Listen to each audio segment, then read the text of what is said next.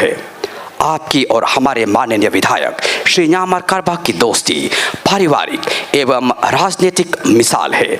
आज आप जब इस महासभा में स्वयं उपस्थित हैं तो यहाँ की आवाम आपसे दो शब्द सुनने को बेताब हैं। हम आपसे हमारे समक्ष अपने बहुमूल्य शब्दों के लिए गुजारिश करते हैं। श्री पेमा खांडू, माननीय मुख्यमंत्री अरुणाचल प्रदेश।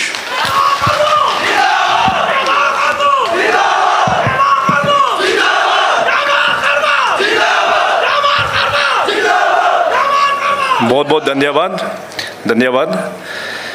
आज की सभा में यहाँ लिरोमोबा में हमारे साथ उपस्थित हमारे यहाँ के स्थानीय विधायक, हमारे दोस्त श्री न्यामर करबक जी, ऑनरेबल एमएलए श्री करदो निक्योर जी, किंतो जिनी जी, डीआईजीपी श्री तोरजो करगा जी, हमारे डीसी इंचार्ज मैडम नाबी टाइपोदिया जिनी जी, एडीसी योमचा श्री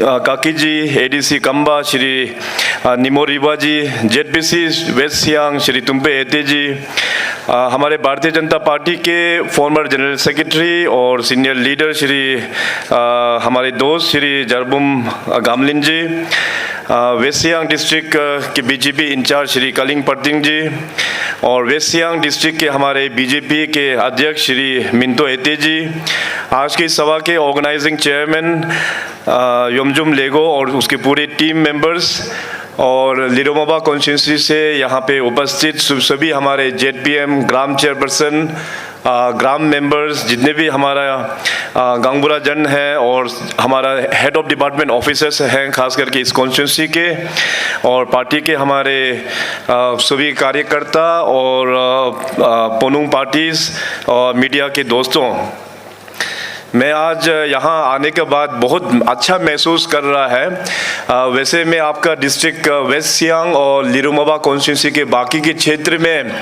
कई दफ़ा मैं आया हूँ, मगर लिरोमोबा इन पर्टिकुलर आज मेरा पहला बार आना हुआ है। तो आप लोग ने जिस प्रकार से जो स्वागत किया और दूर दराज से आप लोग चल के इस मीटिंग को विटनेस करने के लिए आप लोग पिछले कोई लोग तो 2 दिन से ही यहाँ पे इंतज़ार में है। तो मैं भी आप सभी लोग जो आज इस सभा में आए हैं दूर दराज से, आप सभी को भी तहे दिल से बहुत बहुत धन्यवाद प्रकट करता हूँ। वैसे तो अभी इस साल आप सब लोग जानते हैं कि चुनाव का माहौल है, और जब से मैंने मुख्यमंत्री का कार्यकाल को संभाला है 2016 से, तो मैं हमेशा इंश्योर किया कि 2016 ऑनवर्ड्स हमेशा खास करके विंटर्स में अक्टूबर से लेके मार्च, वहाँ में हम पूरा स्टेट का हम हमेशा टूरिंग करते हैं। अरुणाचल प्रदेश काफ़ी बड़ा राज्य है तो काफ़ी टाइम लग जाता है टूरिंग के लिए, लेकिन अभी काफ़ी बार टूर हो गया, लगभग हमारा भी 8 इयर्स अभी कंप्लीट होने जा रहा है। तो मैंने डिस्ट्रिक्ट हेडक्वार्टर्स और जो मेजर जो एरियाज़ है काफ़ी बार मेरा आना जाना हुआ है। तो अभी मैं पिछले कई सालों से और भी डिस्ट्रिक्ट हेडक्वार्टर से हटकर सर्कल एरिया में जा रहा है, गांव एरिया में जाके लोगों का मिलने का कोशिश कर रहा है और लोगों का प्रॉब्लम्स क्या है और सरकार से आप लोगों का एक्सपेक्टेशंस क्या है, आशाएं क्या है सरकार का, उस चीज़ को सुनने के लिए, देखने के लिए मैं हमेशा विंटर्स में हमेशा टूर करता हूं। और ये टूर करने के बाद इससे काफ़ी चीज़ हमें भी पता चल जाता है, क्योंकि अरुणाचल प्रदेश जैसे मैंने कहा कि बहुत ही एक बड़ा एक राज्य है। हमारा भले ही पॉपुलेशन हम लोग कम ज़रूर है, मगर हमारा जो लैंड मास जो है बहुत ही बड़ा है और डिफ़िकल्ट एरिया भी है, ट्रैवलिंग के लिए काफ़ी टाइम लग जाता है। मौसम ठीक हुआ तो हेलीकॉप्टर से जा पाता है, ठीक नहीं हुआ तो फिर बाई रोड, और बाई रोड में कहीं घंटे सफ़र करना ये पड़ जाता है। तो टूरिंग करने से ये होता है कि आपका ग्राउंड लेवल में अपना काम किस प्रकार से हो रहा है, और आप लोगों का जैसे मेजर अभी थोड़ी देर पहले हमारा डॉक्टर साहब ने जो मेमोरेंडम यहाँ पे दिया है, इस प्रकार से आप लोगों का और भी आने वाला दिनों में गवर्नमेंट का ओर से क्या एक्सपेक्टेशंस जो है। तो देखिए अभी अरुणाचल प्रदेश और पूरे देश में, नॉर्थ ईस्ट में, पूरे देश में 2014 के बाद में जो डेवलपमेंट आया है माननीय प्रधानमंत्री नरेंद्र मोदी जी के द्वारा और भारतीय जनता पार्टी के माध्यम से, आज पूरे नॉर्थ ईस्ट, अरुणाचल प्रदेश और पूरे देश आज बहुत तेज़ी गति से आगे बढ़ रहा है। यहाँ पर आप लोग अपना अरुणाचल प्रदेश में भी देख सकते हैं कि 2014 ऑनवर्ड्स का जो डेवलपमेंट जर्नी रहा है वो एक अपने आप में एक हिस्टोरिक है। अभी आज इस सभा में सीनियर लीडर्स लोग भी आए हुए हैं, सीनियर सिटीजन्स लोग भी हैं, यहाँ पे काफ़ी सीनियर्स लोग यहाँ पे हैं। तो आप लोग थोड़ा सा आप लोग कल्पना कीजिए, थोड़ा सा इमेजिन कीजिए कि 2014 से पहले हमारा स्टेट का क्या हालत हुआ करता था, हमारा नॉर्थ ईस्ट का क्या हालत हुआ करता था। अभी आज देखिए हम लोग कितना ऊंचाई में हम लोग जाके पहुंचा है।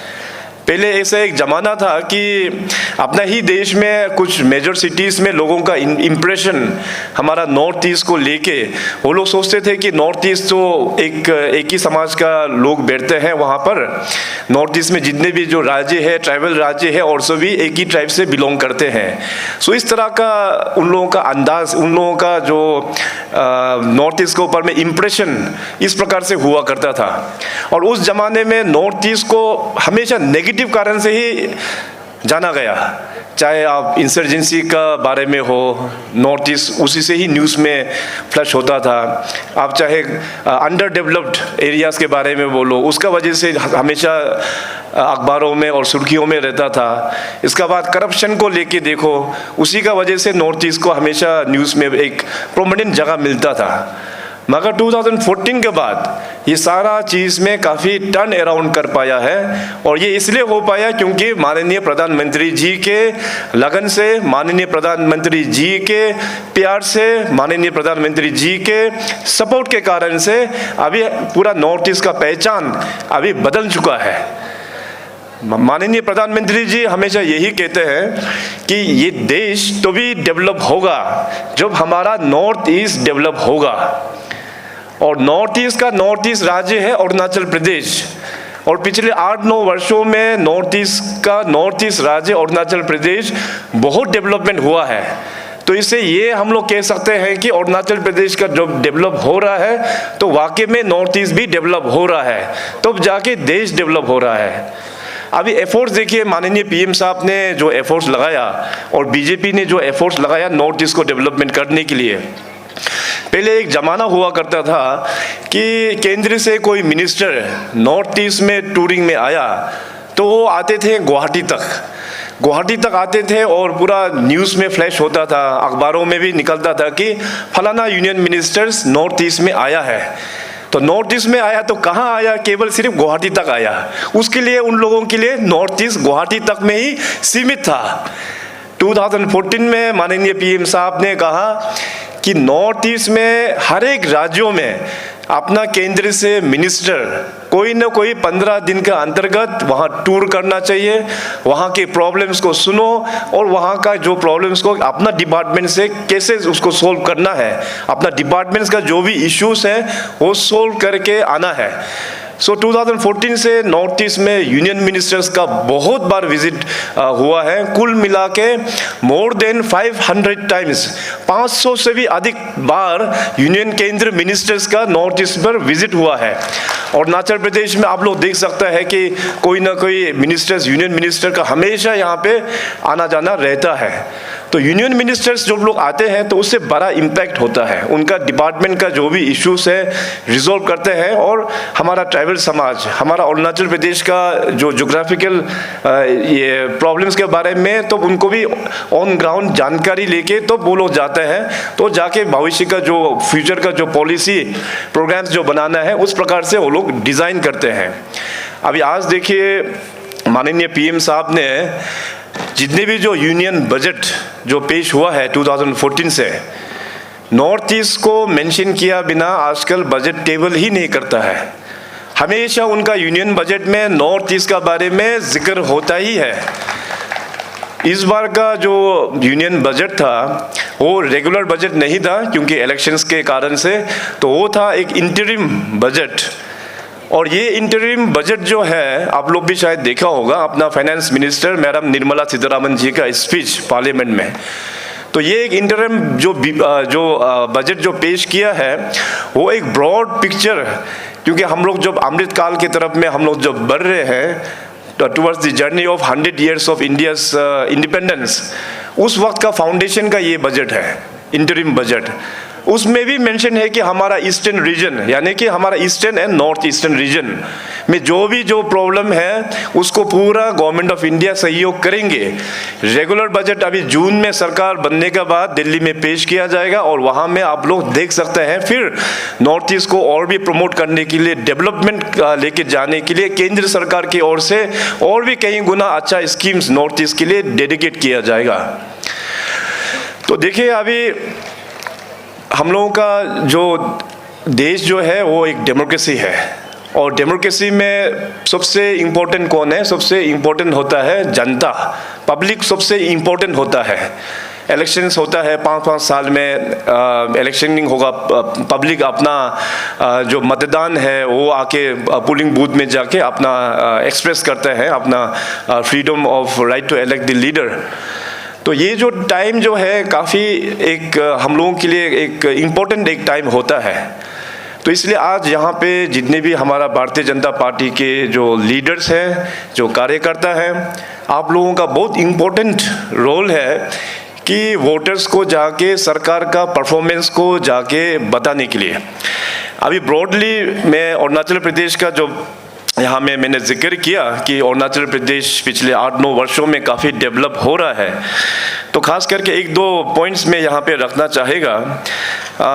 हमारे लिए देखिए अपना हेल्थ सेक्टर और एजुकेशन ये बहुत ही इम्पोर्टेंट है। अभी भी इस दो क्षेत्र में हमको और भी काम हमको करना है और आपका यहाँ में जो मेमोरेंडम में भी यहाँ पे हेल्थ के बारे में भी यहाँ पे मेंशन किया गया है। तो अभी मैंने अरुणाचल प्रदेश का जितने भी जो हमारा हेल्थ सेंटर्स है उसका मैपिंग चल रहा है और जितने भी अरुणाचल प्रदेश का जो स्कूल उसका भी पूरा मैपिंग चल रहा है। तो आने वाला दिनों में 2024 इलेक्शंस के बाद में जितने भी जो और भी जो गैप्स है, चाहे वो इंफ्रास्ट्रक्चर में हो या चाहे मैन पावर में हो, हेल्थ एंड एजुकेशन में सरकार और भी उसको फोकस करके हम लोग काम करने वाला है। हेल्थ सेक्टर में ऑलरेडी जब कोविड आउटब्रेक हुआ तो सरकार, राज्य सरकार को पता चला कि अपना हेल्थ का पोजीशनिंग ग्राउंड में किस प्रकार से है, तो अकॉर्डिंगली हमने डिसाइड करके हेल्थ में काफ़ी इंफ्रास्ट्रक्चर हम लोग ने इन्वेस्टमेंट करवाया है। जितना भी जो डिस्ट्रिक्ट हॉस्पिटल्स है, CHC से उसको हम लोग अपग्रेडेशन भी हम लोग करके लेके जा रहा है। कई सारा इंफ्रास्ट्रक्चर अभी बन के तैयार भी हो गया है। और यही नहीं बल्कि स्पेशलिस्ट डॉक्टर्स का भी पोस्ट सेंक्शन किया, GDMOs का पोस्ट को भी सेंक्शन किया और जितने भी जो नर्सेस का रिक्वायरमेंट है उसका भी हम लोग ने सेंक्शन करके हेल्थ डिपार्टमेंट को अप्रूवल दे के रखा हुआ है।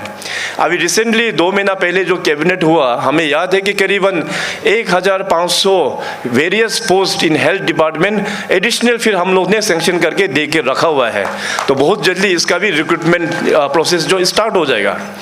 तो हेल्थ को स्ट्रेंथनिंग करने के लिए इंफ्रास्ट्रक्चर, मैन पावर और साथ साथ उसको सपोर्ट करने के लिए इक्विपमेंट्स, जो हॉस्पिटल्स में डॉक्टर्स लोगों को, स्पेशलिस्ट लोगों को जो इक्विपमेंट्स चाहिए वो भी सरकार के ओर से पूरा दे के रखा हुआ है। सो आने वाला दिनों में इसका हेल्थ फैसिलिटी जो है, हम बहुत अच्छा एक हेल्थ फैसिलिटी हम बनाना चाह रहा है।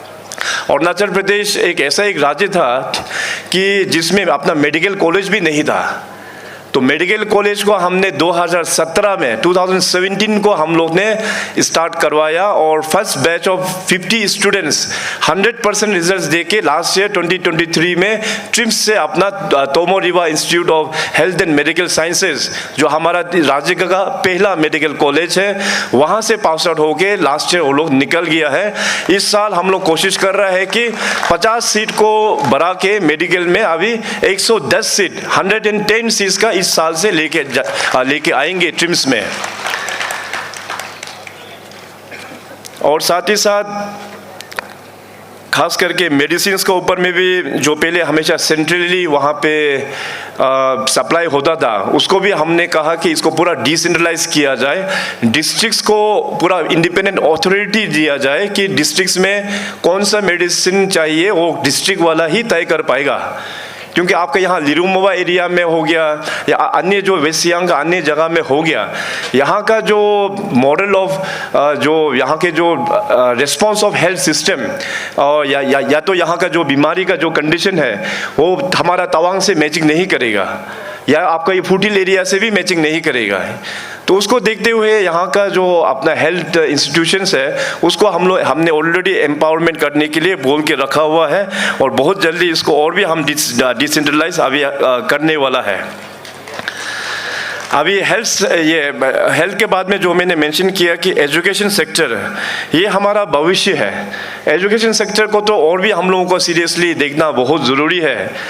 अभी ओवर द टाइम काफ़ी सारा स्कूल्स हम लोग ने ऐड कर पाया, खास करके जो सेंट्रल स्कूल्स होता है 50 डेडिकेटेड कस्तूरबा गांधी बालिका विद्यालय उसको हम लोग ने सेटअप करवाया और 12 एकलव्य मॉडल रेजिडेंशियल स्कूल्स, साथ साथ 6 नया पॉलिटेक्निक और 2016 से लेकर अभी तक नया 5 कॉलेज भी स्टेट को हम लोग डेडिकेट कर पाया है। और राज्य का जो पहला यूनिवर्सिटी है, स्टेट ओन यूनिवर्सिटी, कागजों में तो बहुत पहले से ही क्रिएट करके रखा था मगर गवर्नमेंट उसको फंक्शनलाइज कर नहीं पाया था, तो मैंने अपना टेन्योर में उसको पासीघाट में फंक्शनल भी कर दिया। लास्ट ईयर से कोर्सेज भी वहाँ पे फर्स्ट स्टेट यूनिवर्सिटी का स्टार्ट भी हो गया है। एजुकेशन में ये बात कहते हुए थोड़ा अजीब भी लगता है हमको मगर इंटरेस्टिंग भी है। बाकी मुख्यमंत्री लोग जो लेक्चर सुनते हैं तो एजुकेशन में वो लोग कहते हैं कि मैंने इतना स्कूल्स खोल दिया, नया स्कूल्स खोल दिया। जैसे मैंने थोड़ा देर आप लोगों को कहा कि कस्तूरबा गांधी 50 खोल दिया, एकलव्य 12 स्कूल, पॉलिटेक्निक खोल दिया, कॉलेज भी खोल दिया, इसके बाद वीकेवी स्कूल्स भी 7 जैसे नया खोल दिया। आरके मिशन स्कूल भी हमने अभी वेस्टर्न के लिए, जैसे आपका यहाँ आलो में है उसी प्रकार से वेस्टर्न अरुणाचल के लिए वहाँ सेप्पा में खोला हुआ है। मगर इससे भी ज़्यादा इंटरेस्टिंग बात ये है कि जितना मैंने स्कूल खोला है उससे भी कहीं गुना ज़्यादा हमने स्कूल बंद करवाया। ये सुनने में थोड़ा सा अजीब लगेगा आप लोगों को कि क्या हुआ, हमारा एजुकेशन में हम लोग अच्छा से प्लानिंग नहीं करने का वजह से ज़रूरत से ज़्यादा गवर्नमेंट स्कूल्स खोल दिया है। अभी क्यों खोला है, अभी वो तो उस वक्त का जो कंडीशन था होगा, क्योंकि कॉन्ट्रैक्ट आता है, कॉन्ट्रैक्ट काम मिल रहा है बोल के उसी लाइन में देख के खुला जैसा लगा हमको। मगर उसका कारण से क्या हो गया, आज देखो स्कूल्स में बच्चे लोग बहुत कम है, टीचर्स भी काफ़ी शॉर्टेज हो गया है।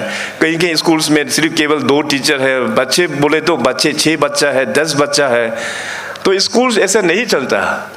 तो हमने कहा सबसे पहले डिपार्टमेंट को कि 0 एनरोलमेंट स्कूल पूरा बंद करना चाहिए और पुराना मॉडल जो था हम लोगों का आईवी स्कूल जिसमें हॉस्टल फैसिलिटी भी हुआ करता था, गांव में आपस में एक ही स्कूल हुआ करता था, तो वो कॉन्सेप्ट ऑफ एजुकेशन बहुत अच्छा था।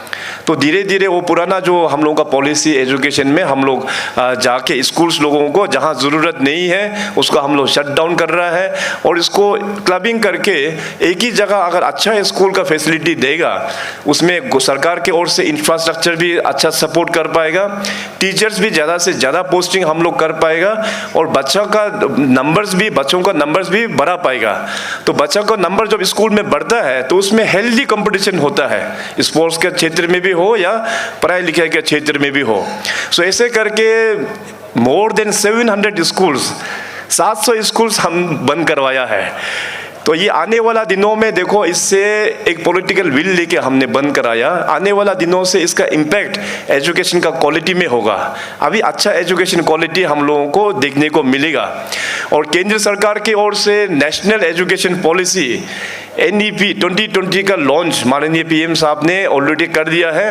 One of the greatest reforms in education sector इसको अभी स्टेट में भी हम लोग रोल आउट कर रहा है।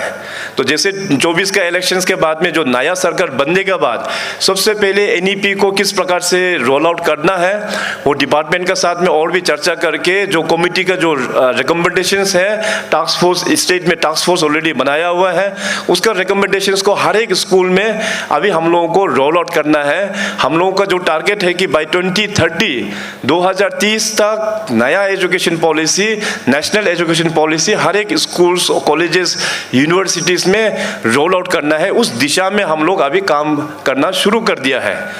गालो समाज मैं हमेशा बोलता हूँ कि one of the most educated समाज है आप लोग, क्योंकि उस वक्त में जो थोड़ा देर पहले हमने जो मेंशन किया आरके मिशन स्कूल आलो, तो ये स्कूल का कारण से आप लोगों को काफ़ी बेनिफिट मिला है।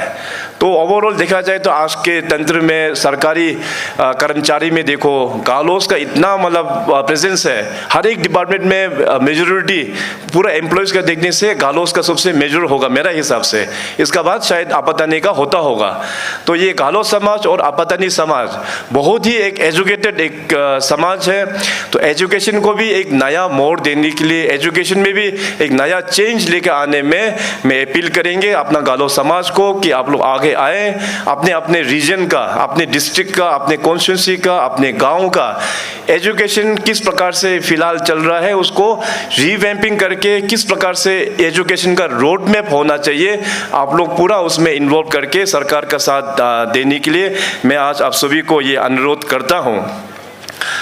और तीसरा जो मेन जो फोकस है राज्य सरकार, केंद्र सरकार का, आप सब लोग जानते हैं कि कनेक्टिविटी जो है काफ़ी इम्पोर्टेंट सेक्टर होता है। रोड सेक्टर बोलो, रेलवे बोलिए, एयरवेज या डिजिटल कनेक्टिविटी, तो इन चारों पैरामीटर के कनेक्टिविटी में अरुणाचल में बहुत बड़ा काम हुआ है। आप लोगों का इस तरफ में जो अभी हाईवे जो बन रहा है अपना ट्रांस अरुणाचल हाईवे, वो लगभग बन के ख़त्म हो गया है। अभी आने वाला दिनों में आप सब लोग सोशल मीडिया का ज़माना है, आप लोग देख सकते होंगे कि जो फ्रंटियर हाईवे है उसका भी सैंक्शनिंग करना अभी शुरुआत हो गया है। कुल मिला के लगभग 40,000 करोड़ का ये 2,500 किलोमीटर फ्रंटियर हाईवे अभी अरुणाचल में बनना शुरू होगा। टेंडरिंग प्रोसेस अभी शुरुआत अभी हो गया है। तो केंद्र सरकार का जो फोकस है बहुत अच्छा फोकस है। एयरपोर्ट में देखिए आज अरुणाचल में कुल मिला के अगर अपना दोनीपोलो एयरपोर्ट होलोंगी वाला को मिलाने से we have 9 airports, 9 landing grounds in Arunachal Pradesh. और इस बार हमने तय कर लिया कि 2 और ऐड करेंगे, एक अपना अनिनी में और एक दिरांग में। तो कुल मिला के 11 अभी एयरपोर्ट बहुत जल्दी हो जाएगा। 9 तो ऑलरेडी एक्सिस्टिंग है, 2 और भी ऐड करेंगे। आने वाला दिनों में और भी पोटेंशियल और अपना टूरिज्म फ्लो को देखते हुए कनेक्टिविटी को और भी हम लोग एनहांसमेंट हम लोग करते जाएंगे। तो अरुणाचल प्रदेश में बहुत अच्छा डेवलपमेंट हो रहा है और ख़ास करके गाँव का डेवलपमेंट जो है वो बहुत इम्पोर्टेंट है, क्योंकि हम लोग तभी क्लेम कर पाएगा अरुणाचल प्रदेश आगे बढ़ा, गाँव आगे बढ़ने से तभी जाके हम लोग क्लेम कर पाएंगे। केवल सिर्फ ईटानगर या पासीघाट डेवलप होने से हम लोग डेवलप बोल नहीं सकता है। अभी हमारा लिरोमोवा कॉन्स्टिट्यूंसी में केवल हमारा जहाँ भी जो हेडक्वार्टर्स जहाँ है वो डेवलप होने से डेवलप हम लोग एक क्लेम कर नहीं पाएगा। हम लोग तभी क्लेम कर पाएगा जब अपना गांव जब डेवलप होता है। और गांव को डेवलपमेंट करने के लिए 2016 में एक नया फॉर्मूला हमने इनकरेज कराया, खास करके लेडीज़ लोगों को, महिलाओं लोगों को इनकरेज करके उनको आगे आने के लिए सेल्फ हेल्प ग्रुप के माध्यम से, यहाँ के मेरा दैनिक यहाँ पे अपना लिरोमोवा का एक काउंटर भी यहाँ पे सेल्फ हेल्प ग्रुप का लगा हुआ है। तो पूरा अरुणाचल प्रदेश में 2016 से मैंने मूवमेंट कराया सेल्फ हेल्प ग्रुप का।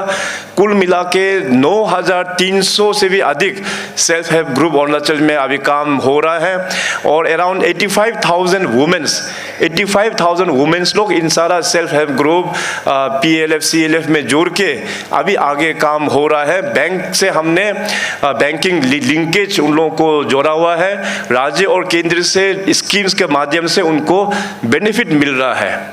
अरुणाचल प्रदेश हम सबको ये जानना चाहिए कि हमारा जो ज़मीन है बहुत ही फर्टाइल है और हमारा बीइंग इन ट्राइबल, हम लोग पूरा ट्राइबल लोग हैं और ट्राइबल लोग सदियों से ही हम लोग एग्रीकल्चर के साथ में जुड़े हुए हैं, हमारे यहाँ के जंगल्स के साथ में जुड़े हुए हैं।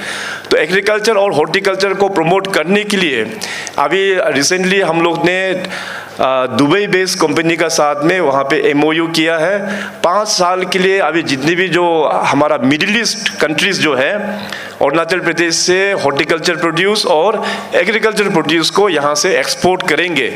तो हमारा अरुणाचल का मार्केटिंग बोर्ड का माध्यम से हम लोग टाई अप करेंगे।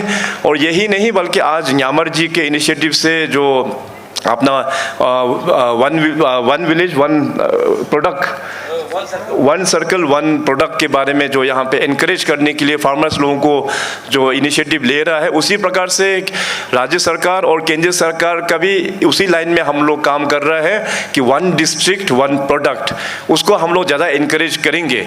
मगर इसका मतलब ये नहीं है कि दूसरा हम लोग प्रोडक्ट कर नहीं पाएगा, दूसरा भी बराबर आप लोग खेती, आप लोग हॉर्टिकल्चर एग्रीकल्चर में प्रोड्यूस कर पाएगा। लेकिन डिस्ट्रिक्ट का एक तो आइडेंटिफिकेशन के लिए वन डिस्ट्रिक्ट वन प्रोडक्ट, उस आधार में भी हम लोग काम कर रहा है। तो कुल मिला के अपना स्टेट में जो डेवलपमेंट हो रहा है वो अपना एक फाइनेंशियल अचीवमेंट भी हम लोग ने बहुत अच्छा कर पाया है।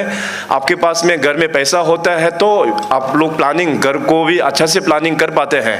तो राज्य सरकार का भी वही हाल है। अगर राज्य सरकार का इनकम बढ़ेगा तब जाके वेलफेयर स्कीम्स हम लोग और भी डेवलपमेंटल स्कीम हम लोग काम टेकअप कर पा रहा है। सो पिछले 8 सालों में फाइनेंशियल अचीवमेंट्स हम लोगों का काफ़ी अच्छा है। GSDP में हम लोग ने 136% का हम लोग ने GSDP ग्रोथ दिखा पाया और पर कैपिटा इनकम जो है 105% हम लोग ने पर कैपिटा इनकम हम लोग ने बढ़ा पाया है। और ख़ास करके जो स्टेट का बजट होता है वो 2016 में करीबन 12,500 करोड़ का हम लोगों का स्टेट का बजट था। 2016 में 12,500 करोड़। पिछले साल 2023 में बजट को पेश किया हम लोग ने करीबन 30,000 करोड़, डबल से भी ज़्यादा हम लोग ने अभी पार कर दिया है। स्टेट ओन रिसोर्सेज भी उस प्रकार से कहीं गुना ज़्यादा हम लोग इनकम कर पा रहा है। तो इसलिए हम सबको आत्मनिर्भर होने के लिए हम लोग का इनकम जनरेशन को भी हम लोग बढ़ाना पड़ता है। तब जाके एम्प्लॉयज़ का, सरकारी कर्मचारी में जितने भी जो एम्प्लॉयज़ है उसका वेलफेयर के लिए, उसका तनख्वाह देने के लिए, सोशल सेक्टर्स में जितने भी जो डेवलपमेंट स्कीम्स होता है उसको सपोर्ट करने के लिए, तब जाके राज्य सरकार को जो है वो डिलीवरी हम लोग काम कर पा रहा है। तो इसलिए अभी माननीय PM साहब ने जो जिस प्रकार से इस देश को आगे लेके जा रहा है, आज हर एक सेक्टर्स में उनका जो स्कीम हम लोगों को काफ़ी लाभ हो रहा है, उसको हम हमेशा हम लोग को याद करना चाहिए और इसको लोगों को और भी बताना चाहिए। इसलिए सरकार में हम लोग ने सरकार आपके द्वार कैंप, आजकल अभी सेवा आपके द्वार होता है, ताकि पब्लिक को सरकार के बारे में जानकारी होना चाहिए, क्या क्या स्कीम केंद्र सरकार और राज्य सरकार हम लोग चला रहा है। तो उसका माध्यम से हमारा जितने भी जो ऑफिसर्स है वो लोग बहुत अच्छा काम अपने अपने एरिया में कर रहा है। बहुत सारा स्कीम्स हम लोग ने उसको रोल आउट कर पाया है। स्वच्छ भारत मिशन, जल जीवन मिशन, प्रधानमंत्री जीवन ज्योति बीमा योजना, प्रधानमंत्री सुरक्षा बीमा योजना, अटल पेंशन, प्रधानमंत्री मुद्रा योजना, इस प्रकार से बहुत सारा स्कीम्स है। तो इसलिए आने वाला दिनों में भी ये जो प्रोग्राम है सेवा आपके द्वार, वो हमेशा चलता रहेगा और बेनिफिशियरी जो लोग क्वालिफाई होता है इसको हम लोग बेनिफिट हम लोग पहुंचाना चाहिए। भारतीय जनता पार्टी का हम लोगों का जो पार्टी है, हमेशा एक लक्ष्य ये है कि हम लोग एक अंत्योदय में हम लोग फोकस करने वाला एक पार्टी है। जो फैमिली या जो व्यक्ति गरीब से भी गरीब है उसको वहाँ तक भी डेवलपमेंट का फ्रूट्स जो है, सरकार का जो बेनिफिट जो है वहाँ तक पहुँचना चाहिए। सो एक मिशन मोड के तौर पे ये पार्टी काम कर रहा है।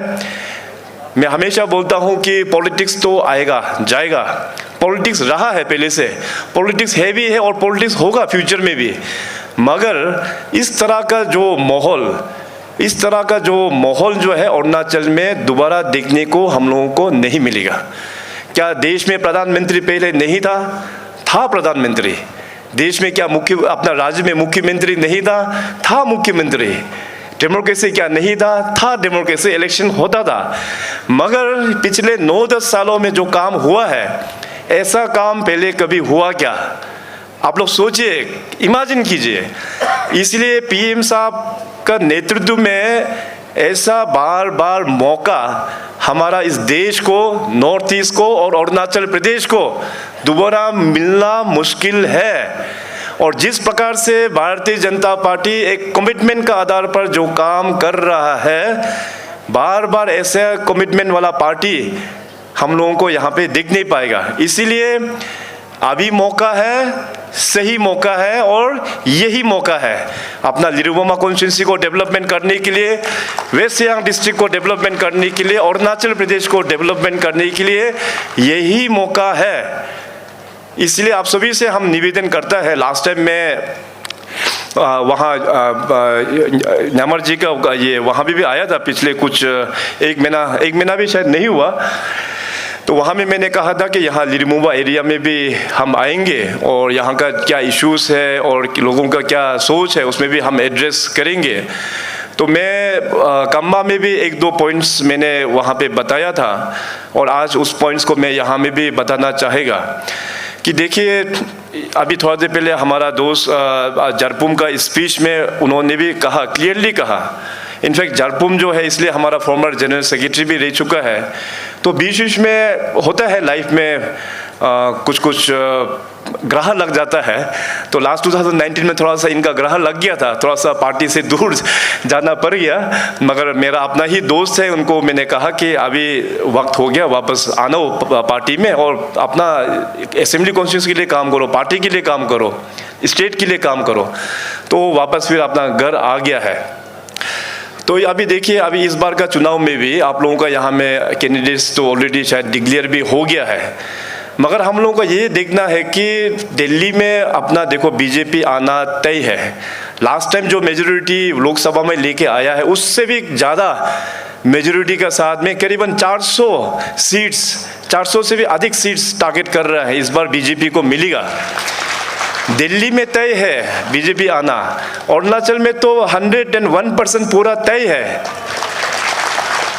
तो इसीलिए रूलिंग गवर्नमेंट जहां है, आप लोग कदम वहां नहीं रखेगा, ये सबसे बड़ा गलती अपना 27 लिरुबोमा के जनता आप लोग करेंगे। इसीलिए आप लोगों से गलती ना हो, इसलिए मैं भी यहाँ पे आप सभी से निवेदन करने के लिए आया हूँ कि देखिए, ये कॉन्स्टिट्यूंसी जो है गालो समाज में काफ़ी एक मजबूत कॉन्स्टिट्यूंसी पहले रह चुका है। यहाँ से पुराना अपना मिनिस्टर लिजुम रोनिया साहब हुआ करता था, फॉर्मर चीफ मिनिस्टर अपना गामलिन साहब यहाँ से रिप्रेजेंट हुआ करता था, और वैसे भी यहाँ से ऑफिसर्स भी काफ़ी ज़्यादा है और पॉलिटिकली भी काफ़ी यहाँ पे वो है, मतलब एक तगड़ा कॉन्स्टिट्यूंसी है। तो अभी देखिए कि माहौल देश में इतना अच्छा माहौल आ गया है, पीएम साहब वहाँ पे है, मैं यहाँ पे हूँ, अरुणाचल को डेवलपमेंट करने के लिए हम लोग ने पूरा डट से हम लोग आगे लेके जा रहा है। उसमें आप लोगों का लिरुबोमा कॉन्स्टिट्यूंसी भी एकजुट होके सरकार का सहयोग करना है, पार्टी का पूरा सहयोग करना है। अभी इस कॉन्स्टिट्यूंसी में जैसे न्यामर जी ने जो कहा कि 1-2 कुछ मिस इंटरप्रिटेशन या मिसअंडरस्टैंडिंग कुछ लोग शायद समाज में लेके आ रहा है। पहले तो बताया कि यहाँ का डिलिमिटेशन के बारे में कि लिरुबोमा कॉन्स्टिट्यूंसी को पूरा टुकड़ा करने में न्यामर का प्लानिंग चल रहा है। मैं पूछेगा कि न्यामर कौन होता है इसको प्लानिंग करने वाला? 2024 में तो वो तो सरकार करेंगे, और 2024 में डिलिमिटेशन पूरा देश का होगा। हमारा तो 60 से भी कितना सीट्स आगे बढ़ाना है, मैं तो बढ़ाने का ही प्लानिंग कर रहा हूँ, घटाने का प्लान कौन करता है यहाँ पे? इसलिए आप लोग असेंबली देखा होगा, असेंबली में हम लोगों का 60 असेंबली सीट्स है, लेकिन वहाँ पे फ्यूचरिस्टिक करके हम लोग ने 90 का सीट्स बनाकर रखा हुआ है।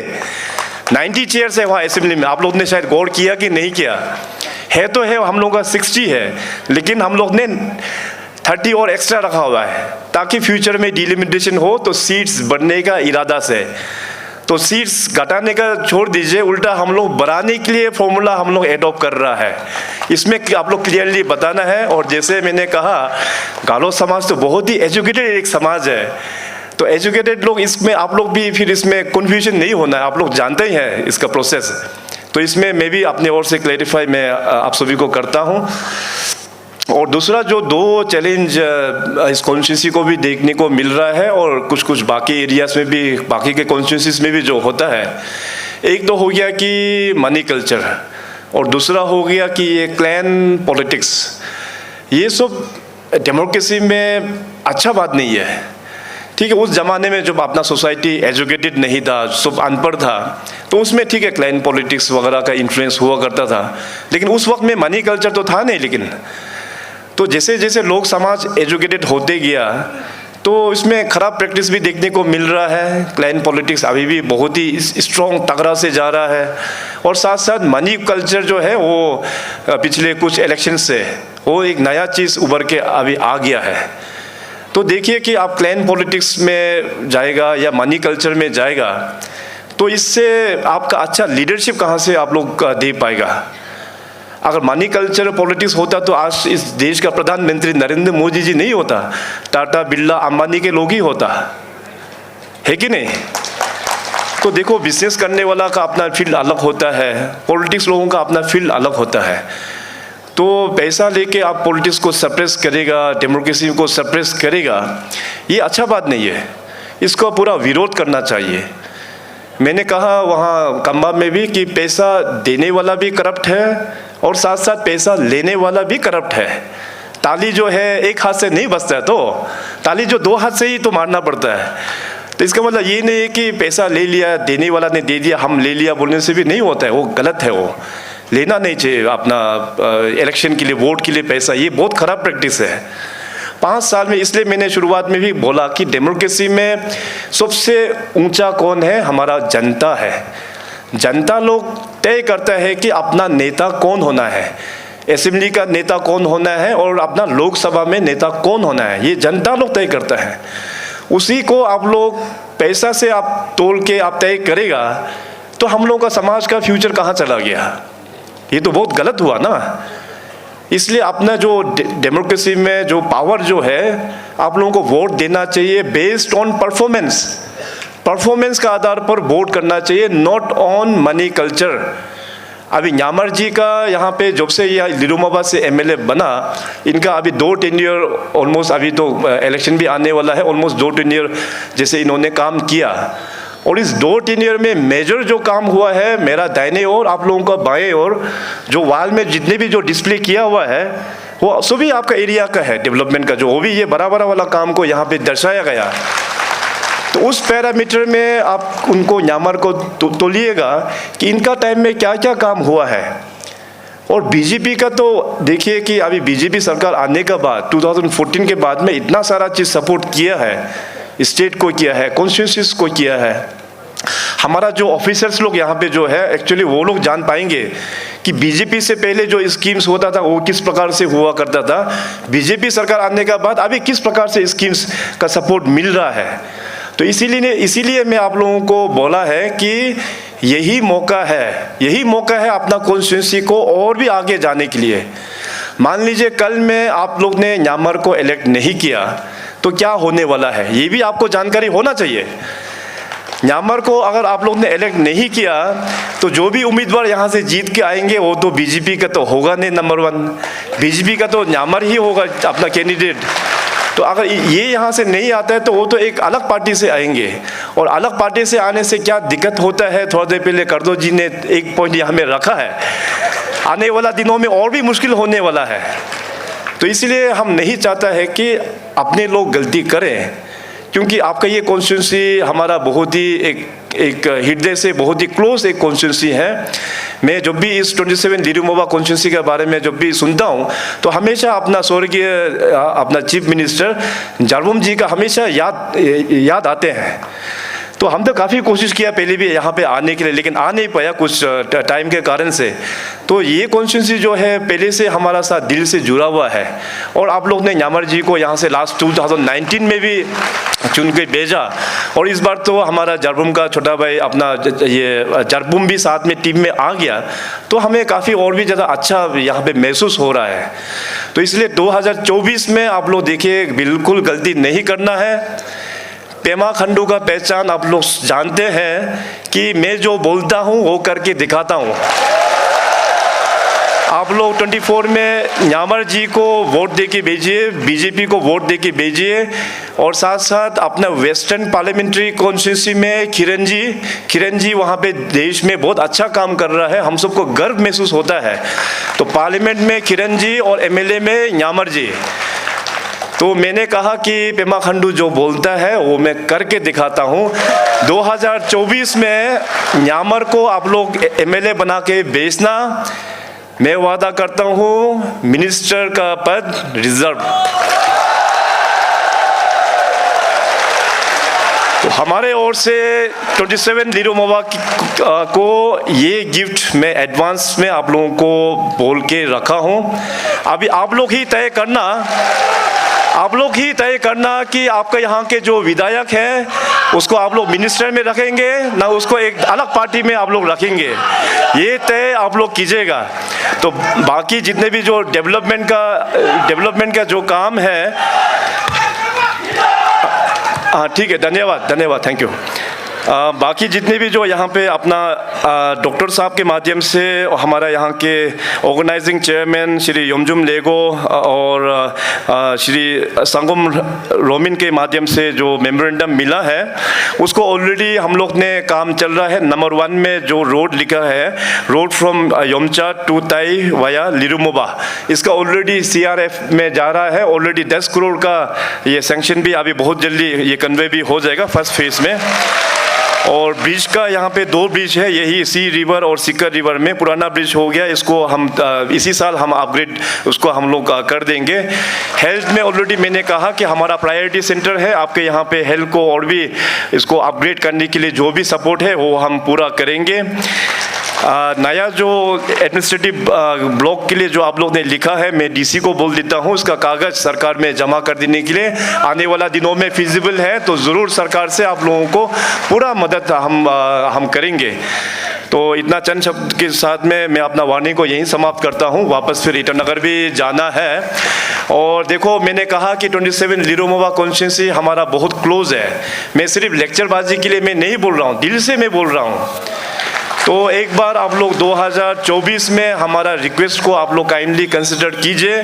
हमारा पार्टी का जो निवेदन है उसको आप लोग कंसिडर कीजिए। क्लैन पॉलिटिक्स से दूर रहिए, मनी कल्चर से आप लोग दूर रहिए, और खुल के आप लोग न्यामर जी और खुल के आप लोग किरण जी को आप लोग वोट कीजिएगा। डेवलपमेंट लेके आना, आप लोगों से ही बातचीत करके हम लोग और भी आगे कैसे डेवलपमेंट करना है पूरे अपने लिरुमोबा कॉन्स्टिट्यूंसी में हम लोग एक साथ टीम अरुणाचल का सदस्य के रूप में हम लोग बातचीत करके हम लोग डेवलपमेंट जरूर करेंगे। ये वादा मैं आपको आज देके जा रहा हूँ। बहुत बहुत धन्यवाद। जय हिंद, जय अरुणाचल।